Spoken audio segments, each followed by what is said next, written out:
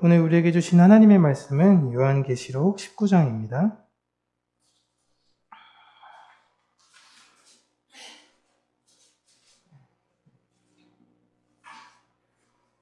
(19장) 17절에서 20장 3절까지 우리 함께 한 목소리로 읽겠습니다.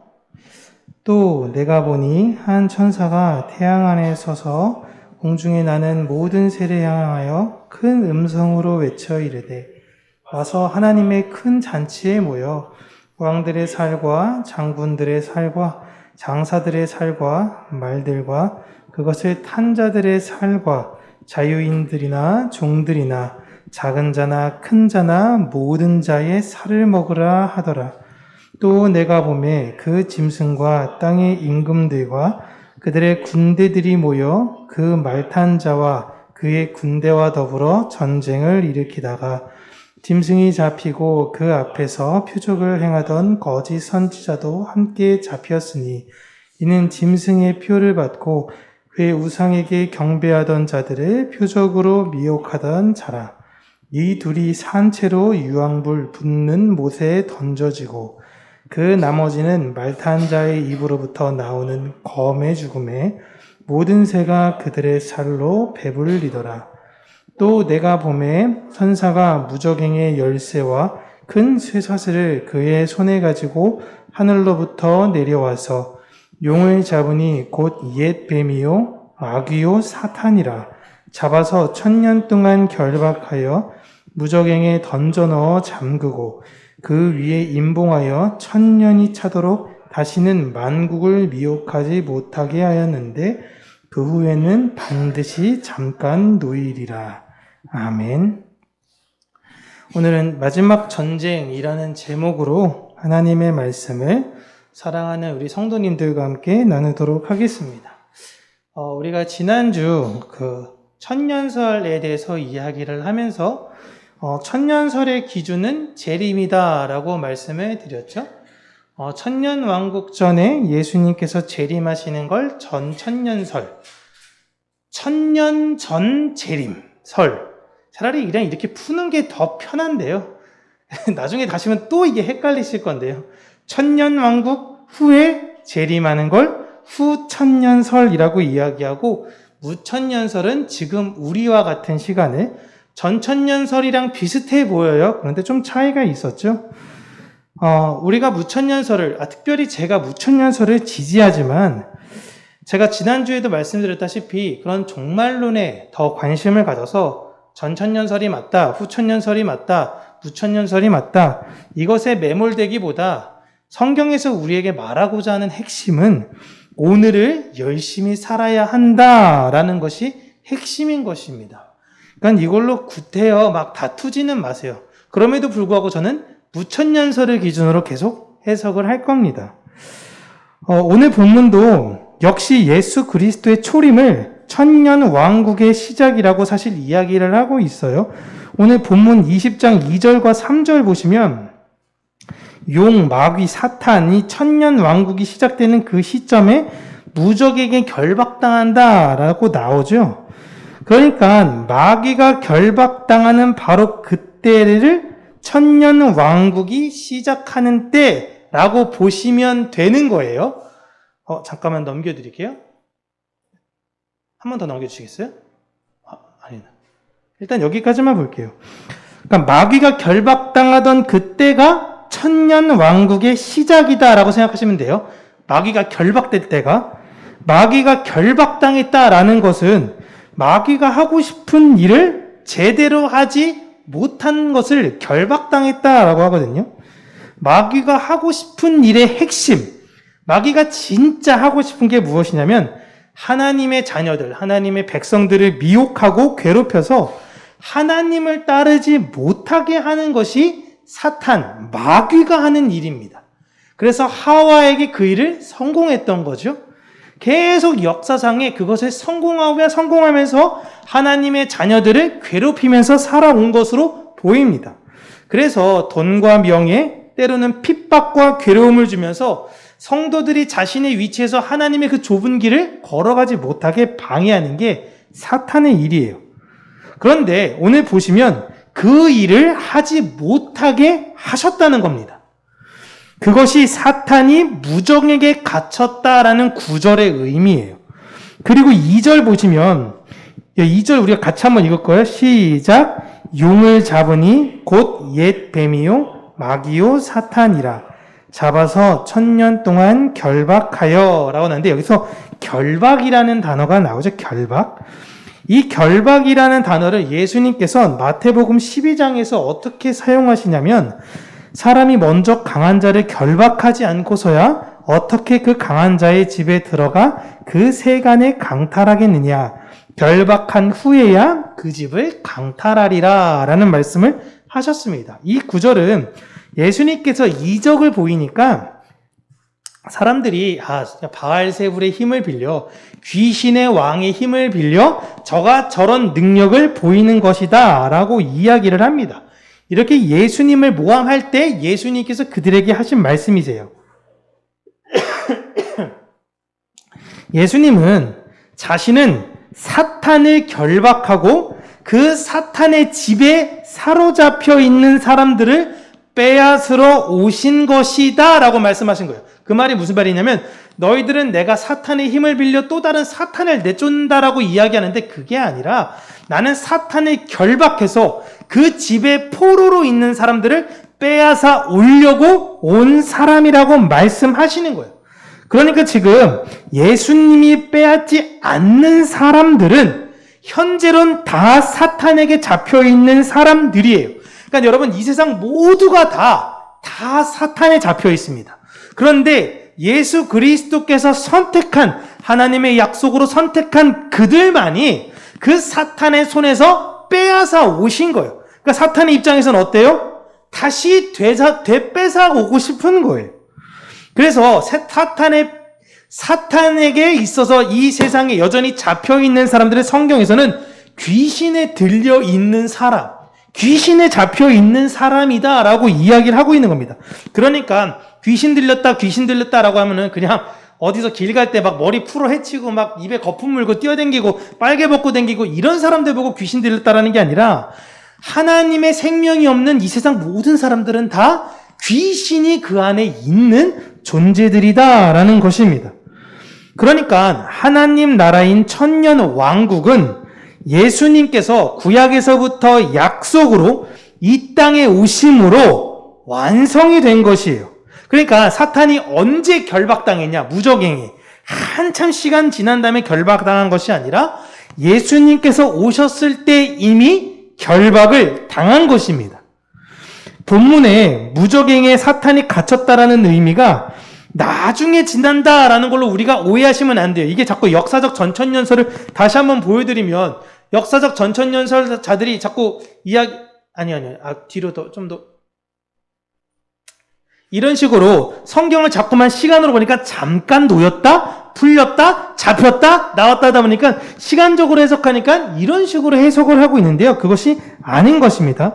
예수 그리스도의 초림과 함께 천년 왕국의 도래가 함께 사탄이 무정에게 갇혀 결박을 당했다라는 거예요. 이제 예수님이 오셔서 자신의 백성들을 다 부르러 오셨으니 사탄은 자신의 역할을 못하게 되었다라는 거예요.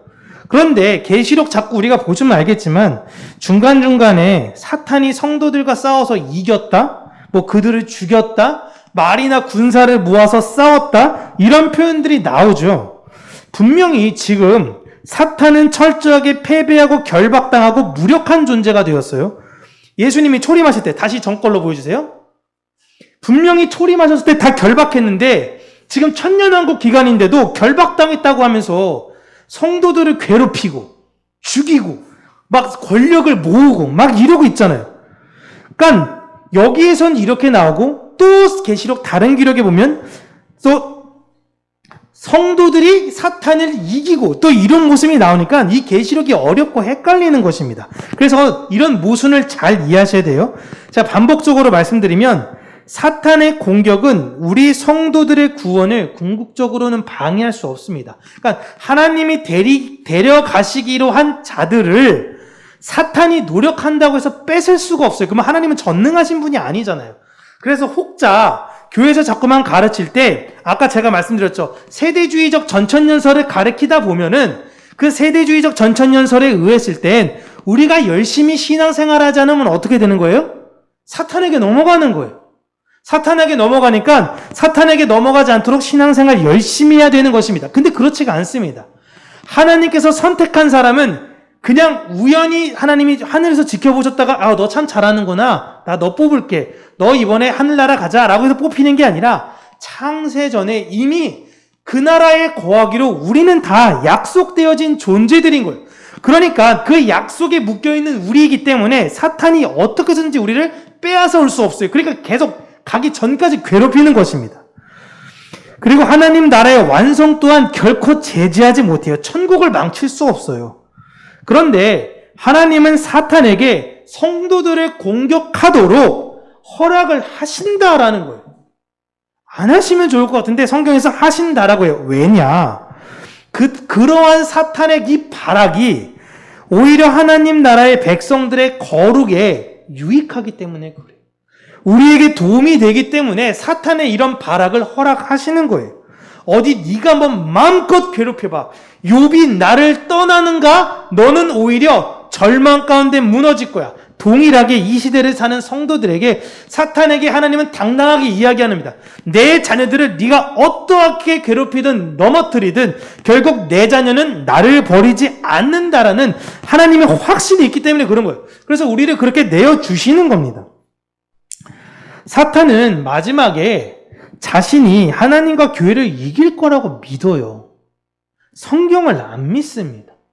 자신이 이길 거라고 믿어요. 가인이 아벨을 죽였거든요. 하와 내 꼬임에 뻗어가지고 에덴 동산에서 쫓겨났거든요. 역사가 증명하는 거 아닙니까? 하나님 내가 역사를 증명해 보니까 내가 하나님도 이길 수 있을 것 같아. 이게 사탄의 존재예요. 그래서 사탄은 지금 필사적이고 결사적으로 성도들을 공격하는 것입니다. 게으르게 만들기도 하고요. 괴롭히기도 하고요. 그럼에도 모든 것은 하나님의 뜻대로 이루어져요. 사탄이 아무리 해봐야 안 되니 사탄은 하나님 안에서 아무것도 할 수 없다. 이걸 계시록에선 결박당했다라고 표현하는 것입니다. 이걸 후리 의리가 알고 있는 거는 부처님 손바닥 아니라 네가 뛰어봐야 부처님 손바닥 안. 사탄이 뭘 하든지 다 하나님의 계획 안에서 움직여지는 존재다라는 것입니다. 여러분 사사기를 우리가 아주 오래전에 배웠지만 사사기를 보시면 하나님께서 이스라엘 백성들에게 이제 가나안을 주셨어요. 약속하셨고 진짜 이루어졌죠. 근데 그 대적들에게 승리를 주셨음에도 불구하고요. 그 대적들을 하나님께서 일부러 남기십니다. 사사기 3장 1절부터 4절 보시면 여호와께서 가나안의 모든 전쟁들을 알지 못한 이스라엘을 시험하려 하시며 이스라엘 자손의 세대 중에 아직 전쟁을 알지 못하는 자들에게 그것을 가르쳐 알게 하려 하사 남겨두신 이방 민족들은 블레셋의 5 군주들과 모든 가나안 족속과 시돈 족속과 바알 헤르몬 산에서부터 하맛 입구까지 레바논 산에 거주하는 히위 족속이라. 남겨두신 이 이방 민족들로 이스라엘을 시험하사 여호와께서 모세를 통하여 그들의 조상들에게 이르신 명령들을 순종하는지 알고자 하셨더라. 아멘. 하나님께서 다 없애주시면 되잖아요. 아니면 새로운 세대들에게 새로운 화이팅을 주시면 되잖아요. 그런데 남겨두신다니까요. 왜요? 내가 그 신명기 다음 세대들에게 약속하셨던 그 율법대로 이들이 잘 하는가 하나님께서 지켜보게 하기 위해 시험의 도구로 이들이 존재하는 것이다 라는 것이에요. 이런 관점으로 19장 마지막 전쟁을 보면요. 19장 17절부터 21절까지 보시면요. 2가지 이제 환상이 등장하는데요. 17절이 내가 보매 라는 단어로 시작이 되고 있고 19절에 또 내가 보매로 시작이 되어지고 있습니다. 이게 17절 원래 보시면 또 내가 보매라고 써 있는데 원어로 보면 그냥 내가 보매 또 내가 보매고 19절엔 또 내가 보매로 이렇게 구분이 되는데 뭐 그건 중요한 건 아니고 17절, 18절 그리고 19절에서 21절까지 내용은 다른 이야기가 아니에요. 여기서 전쟁 났던 사건, 여기서 전쟁 났던 다른 사건이 아니라 같은 내용의 사건을 반복해서 이야기하고 있는 것입니다. 그 19장까지 이 내용들을 쭉 잘 보시면 등장하는 게 이제 짐승들도 죽이고 왕, 권력자들 다 죽이고 나고요. 21절 보시면 이제 나머지 죽일 대로 다 죽이는데도 난 사람 나머지까지도 모두 다 죽입니다. 세상이 완전히 망한 거예요. 그런데 20장에 가보잖아요. 그러면 곡과 마곡의 존재가 또 나와서 전쟁을 하게 됩니다. 그러니까 이미 19장에서 다 죽었다고 나오는데 20장 3절 보시면 아직 남아있는 거예요. 이렇게 계시록을 시간으로 보다 보면 전천연설적 해석이 아까 제가 보여드렸던 해석이 옳은 것 같아 보여요. 다시 한번 보여주시면 이렇게 쭉 흘러가는 게 맞는 것 같아요. 여기 잠깐 사탄이 풀려났다고 나왔지 않습니까? 사탄이 묶였다 다시 풀려났다가 다시 곡과 마곡의 전쟁. 그러면 지금 다 죽은 사람들은 어디서 다 죽은 거고 또 여긴 또 남겨놨다가 이 남은 사람들이 또 세력 일으켜가지고 또 이들이랑 싸우고 성경이 자꾸 이런 식으로 판타지로 흘러가는 거예요. 이게 시간의 관점으로 보면 이게 맞아요. 계시록이 시간의 흐름대로 간다라고 볼 땐 이게 맞아요. 그러니까 이 세대주의적보다 역사적 전천연설이 맞아요. 근데 왜 이걸 시간으로 보면 안 되고 무천년으로 우리가 봐야 되는지 제가 말씀을 드릴게요. 이 19장에 나오는 전쟁과 20장, 오늘 안 했지만 7절에서 9절까지 나오는 곡과 마곡의 전쟁은요, 그냥 환상 가운데 본 걸 제가 말씀드렸지만 요한이 환상 가운데 무언가를 봤는데 그대로 적으면 나는 봤는데 이분들은 못 봤으니까 이해를 못 한단 말이에요. 그러니까 교회가 가장 잘 이해할 수 있는 방식으로 전달해 드린다. 그래서 아마겟돈도 무기또산의 전투 이렇게 말씀드렸잖아요. 똑같은 거예요. 곡과 마곡은 모든 교회가 에스겔서에서 이미 다 알고 배웠던 내용들이다라는 것입니다. 근데 좀 요즘 교회에서는 에스겔서를 안 하니까 곡과 마곡이 낯선데 이게 당시 초대교회는 이렇게 얘기하면 다 아는 거예요. 이 곡과 마곡이 에스겔서 38장, 39장에서 나오는 거거든요. 여기를 요한이 인용해서 설명해 주는 거예요. 계시록 20장에 곡과 마곡의 전쟁을 보면요. 20장 7절에서 10절까지 우리 함께 읽을게요. 시작. 천년이 참에 사탄이 그 옥에서 놓여 나와서 땅의 사방 백성 곧 곡과 마곡을 미혹하고 모아 싸움을 붙이리니 그 수가 바다의 모래 같으리라. 그들이 지면에 널리 퍼져 성도들의 진과 사랑하시는 성을 두르매 하늘에서 불이 내려와 그들을 태워버리고 또 그들을 미혹하는 마귀가 불과 유황못에 던져지니 거기는 그 짐승과 거짓 선지자도 있어 세세토록 밤낮 괴로움을 받으리라. 아멘. 이걸 했는데요. 이 전쟁은 이미 에스겔서 38장에 예언된 거예요. 38장이 너무 많으니까 앞절과 맨 마지막 절만 제가 읽으면 인자야 너는 마곡 땅에 있는 로스와 메섹과 두발왕 곧 고개계로 얼굴을 향하여 그에게 예언하여 이르기를 주 여호와께서 이같이 말씀하시기를 로스와 메섹과 두발 왕 고가 내가 너를 대적하여 22절입니다. 내가 또 전염병과 피로 그를 심판하며 쏟아지는 폭우와 큰 우박덩이와 불과 유황으로 그와 그 모든 무리를 그와 함께 있는 많은 백성에게 비를 내리듯 하리라. 이같이 내가 여러 나라의 눈에 내 위대함과 내 거룩함을 나타내어 나를 알게 하리니 내가 여호와인 줄을 그들이 알리라. 아멘. 그리고 여러분 에스겔서 39장을 또 가면요. 39장에 또 이렇게 나와 있습니다. 39장 17절에서 20절. 이건 우리가 좀 같이 함께 읽을게요. 시작. 주 여호와께서 이같이 말씀하셨느니라. 너 인자야 너는 각종 새와 들의 각종 짐승에게 이르기를 너희는 모여오라. 내가 너희를 위한 잔치 곧 이스라엘 산 위에 예비한 큰 잔치로 너희는 사방에서 모여 살을 먹으며 피를 마실지어다. 아멘. 잠시만요. 17절 가만 보시면 지금 그 오늘 읽었던 계시록 19장 내용과 거의 유사하죠. 산들이 내려와서 막 살을 먹습니다. 18절부터 읽을게요. 시작. 너희가 용사의 살을 먹으며 세상 왕들의 피를 마시기를 바산의 살찐 짐승 곧 순양이나 어린 양이나 염소나 숫송아지를 먹듯 할지라. 내가 너희를 위하여 예비한 잔치의 기름을 너희가 배불리 먹으며 그 피를 취하도록 마시되 내 상에서 말과 기병과 용사와 모든 군사를 배부르게 먹을지니라 하라. 주 여호와의 말씀이니라. 아멘. 또 승리를 이야기하고 있는 거예요. 그 잔치가 있을 거야. 저기 패배된 그곳 가운데 하나님의 백성들의 거대한 잔치가 열리게 될 거야. 이거 계시록 오늘 19장 내용입니다. 그러니까 계시록의 전쟁은 에스겔서의 곡과 마곡의 전쟁을 인용한 거예요. 인용했는데 38장 계시록 그러니까 에스겔서 38장을 19장에 적었고 39장을 20장에 적으면 돼요. 순서다. 맞잖아요? 그런데 이 순서가 바뀌었습니다. 39장이 에스겔서 39장이 계시록 19장에 나오고 에스겔서 38장이 계시록 20장에 나와요. 이게 왜 중요한지 여러분 말씀드리면 제가 아까 처음에 뭐라 그랬냐면 시간의 흐름대로 간 게 아니다라고 말씀을 드렸죠. 시간의 흐름대로 가면요. 지금 요한이 뭔가를 착각하고 있는 거예요.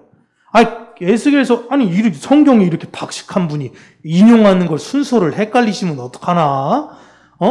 이게 바뀌었잖아요. 라고 이게 이야기할 거 아닙니까? 그러니까 이 시간의 순서에 따라서 요한이 기록한 게 여러분 미안합니다. 내가 잘못 적었습니다. 이렇게 하는 것이 아니라 요한이 무언가 착각한 것이 아니라 요한은 이 모든 게 같은 사건이고 이것이 동시에 무천년설에 일어날 것을 교회에게 알려주고 있는 거예요. 그러니까 계시록에 있었던 모든 사건은 시간의 순서에 따라 일어나는 것이 아니라 천년 왕국 동안 일어나는 크고 작은 전쟁들을 반복적으로 보여주고 있는 겁니다. 여러분, 이게 핵심이에요. 이게. 그러니까 요 전쟁 끝났으니까 이제 다음 전쟁, 요 전쟁 끝냈으니까 다음 전쟁. 이게 아니라 지금 19장, 20장의 전쟁과 16장엔 아마겟돈 전쟁과 모든 그 전쟁에서 모든 사탄의 세력들은 다 망하고 하나님과 그의 백성들이 모든 역사에서 승리한다라는 것을 요한이 하나님께 받아 교회에 전하고 있는 것입니다. 그러니까 우리에게도 동일하게 적용하시는 거예요. 그러니까 정리를 하면 계시록에서 반복해서 등장하고 있는 마지막 재앙, 이런 마지막 재앙, 마지막 전쟁, 바벨론의 멸망, 이건 어떤 특정 나라에 있을 단 하나의 사건을 이야기하는 것이 아니에요. 반복적이고 반복적일 거예요.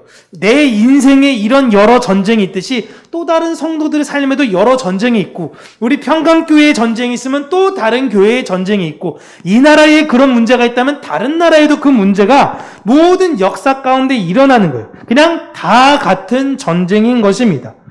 중요한 건 요한이 구약을 그토록 인용하면서 계속 구약을 인용하죠. 애굽을 인용하기도 하고 계속 구약을 인용합니다.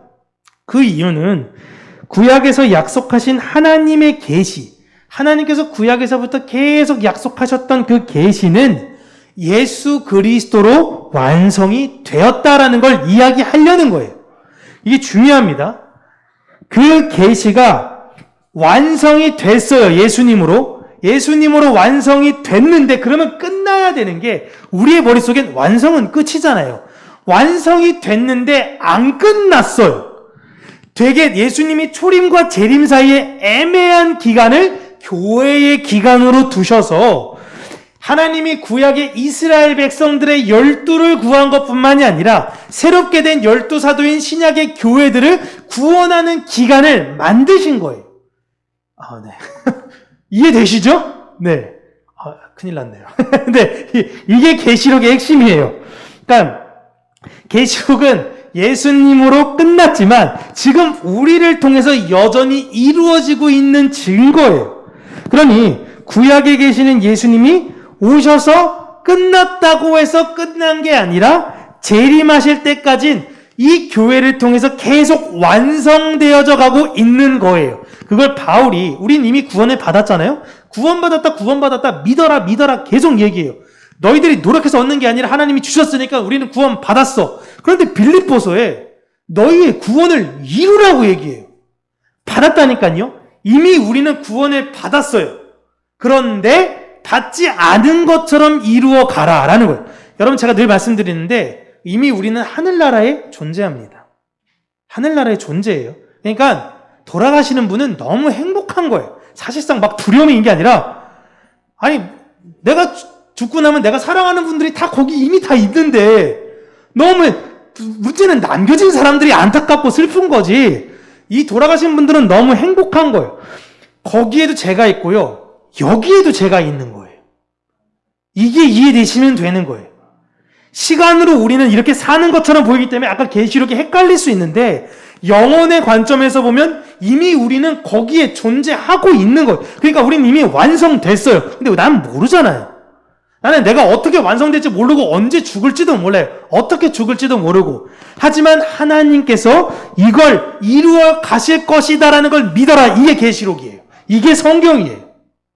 그리고 예수 그리스도가 이미 오셨기 때문에 그 완성은 끝난 거예요. 그분이 우리 안에 오셨으니까 우리도 끝난 거예요. 하지만 여전히 나는 오늘도 나를 괴롭히는 그 사탄을 계속 만날 거예요. 그럼 어떻게 해야 돼요? 싸워야죠. 이겨야죠. 그게 구원을 이루라는 것입니다. 네, 다 이해되신 겁니다. 이제 계시록이 끝난 거예요. 계시록에서도 이제 많은 전쟁들을 요한이 반복적으로 기록하면 한 번만 쓰지 뭐 이렇게 많이 얘기했어라는 것이 역사 속의 교회의 삶에는 마지막 최후의 그 전쟁이 있겠죠? 뭐 마지막 전쟁은 예수님 재림하시면서 한번 싹 쓸어버리는 그 전쟁이 있긴 하겠지만 그 전쟁뿐만이 아니라 마지막 때를 살고 있는 교회의 모든 순간순간이 그 전쟁 속에 있다라는 것을 보여주고 있는 것이에요. 우린 지금 여러분 그 광야와 같은 기간을 살고 있는 거예요. 광야와. 그래서 때로는 아말렉들이 갑자기 시비 벌어가지고 맨주먹으로 그들과 싸우기도 하는 거고, 먹을 게 없어가지고 때로는 불평을 하기도 하는데 하나님께서 예상치 못한 것들로 우리에게 공급해 주시기도 하고요. 때로는 하나님의 위험도 느꼈다가 때로는 타락한 사람들도 봐왔다가 하나님 버렸더니 저렇게 죽는구나. 나는 하나님 믿으면서 가야지. 또 그러다가 하나님 원망했다가 갑자기 광야 어디서 뱀들이 이렇게 나타나가지고 뱀이 막 나를 물고 막 하나님 잘못했어요. 또 눈 보고 바니까 또 살아나고 이런 경험을 하면서 여러분 우리 살아라고 합니다. 이게 전쟁과 같은 삶이에요. 완벽한 삶이 물론 모세는 예수 그리스도의 표징이었기 때문에 그런 거지만 우리는 그 안에 속한 그런 사람들이다라는 것입니다. 그래서 우리에게 주신 것들은 이 계시록을 주신 이유는 우리는 이겼으니 이길 것이니 지금 네 삶에 있는 전쟁에서도 이겨라라는 것입니다. 여러분 성경에 등장하는 모든 분들이 다 그 전쟁 같은 삶을 살다가 가셨습니다. 그러니 때로 나에게 닥치는 이런 환난과 고난 이런 것들이 올 때마다 너무 심각하게 낭망하지 마세요. 오히려 그런 고난을 통해서 하나님이 나를 더 성숙시키시려고 하시는구나. 그리고 또 하나가 뭐가 있나요? 그런 고난이 있다라는 것 자체가 내가 하나님의 자녀구나라는 게 증명이 되는 거예요. 하나님이 나에게 그래 내가 나를 아는데 그러지 않으면 난 게을러가지고 제대로 하지 않을 거야. 하나님 찾지 않을 거야. 그런데 나를 하나님을 찾게, 하나님을 붙들게, 나를 못 믿게 또 꺾으시는구나. 하나님 감사합니다. 이제 그렇게 교만하지 않고 주님만 바라보면서 살겠습니다. 이런 고백을 하면서 가는 거예요.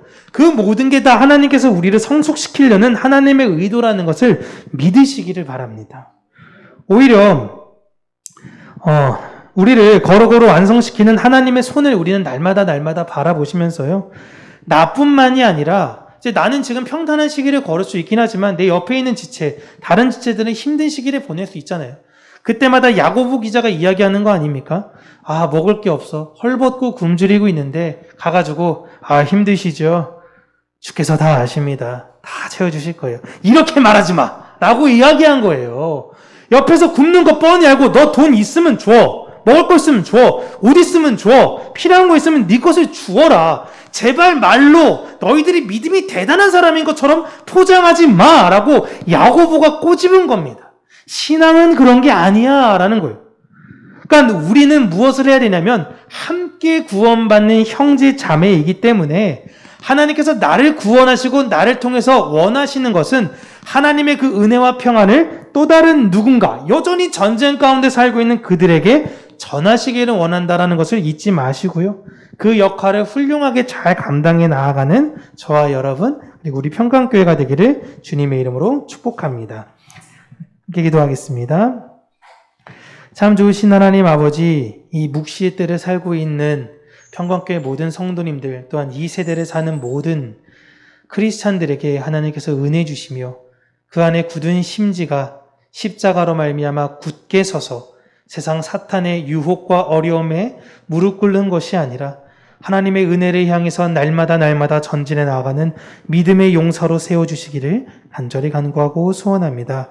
하나님, 때로는 내가 어제의 싸움, 때로는 오늘의 싸움에 내가 졌을진 모르겠지만 내가 내일의 싸움은 다시 이기겠습니다라는 그런 믿음을 가지고 하나님을 향한 그 굳건한 의지함을 가지고 나아가는 자녀가 될 수 있도록 은혜 허락하여 주시며 날마다 나를 바라보며 신앙생활하는 것, 나의 유익을 위해서 살아가는 자가 되는 것이 아니라 하나님의 나라와 그의 영광, 내 이웃에 있는 사람들의 그 어려움과 그 짐을 함께 지며 가는 우리 평강교회 모든 성도님들이 될 수 있는 은혜 허락하여 주시옵소서.